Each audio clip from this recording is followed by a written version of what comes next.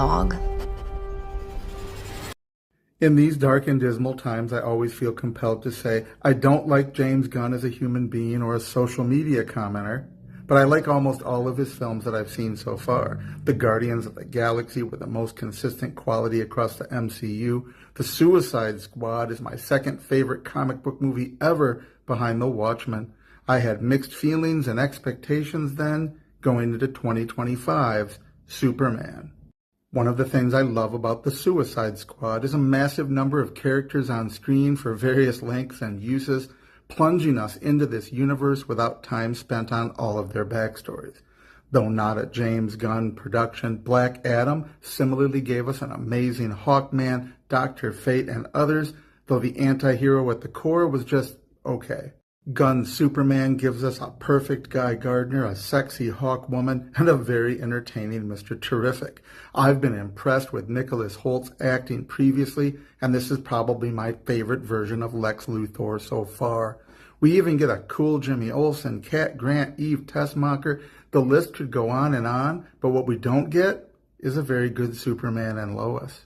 I do like that he didn't come across as overpowered, which is the tendency with the character, and included all these different parts of his life, from Supergirl's cameo to Krypto, but he suffers the same fatal flaw as Superman 4, The Quest for Peace.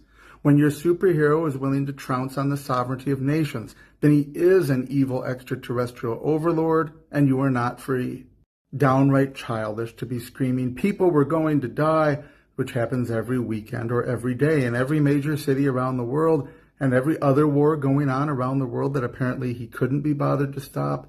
The truth is there are a million things worse than war. That's why we have so many of them. And though the Golden Age depicted all the superheroes going off to World War II, we knew it was propaganda even when they did it, and besides which, villains were created for them to combat. It wasn't one man taking it upon himself to interfere halfway around the world.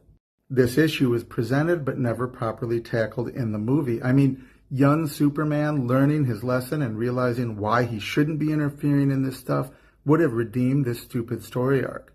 A more traditional writing of the story would have Clark and Lois uncovering an international criminal conspiracy involving Luthor and expose it before a deadline to war or perhaps a brief intervention. This Superman is not interested in justice. He's an activist, interfering in other people's freedom on the assumption he knows what's best. By the end, I felt entirely 50-50 about this movie. It has all the stuff I've loved about some recent DC movies and what I've loved about Gunn's work. He certainly gets the character of Guy Gardner, who, by the way, deserves a movie of his own. I mean, talk about the perfect hero or anti-hero for our time. And this film excels at shoving you into the middle of the action of this cool universe, replicating the experience most of us had the first time we picked up a comic book. Unfortunately, like so much of current-day Hollywood, the morals and value system are messed up.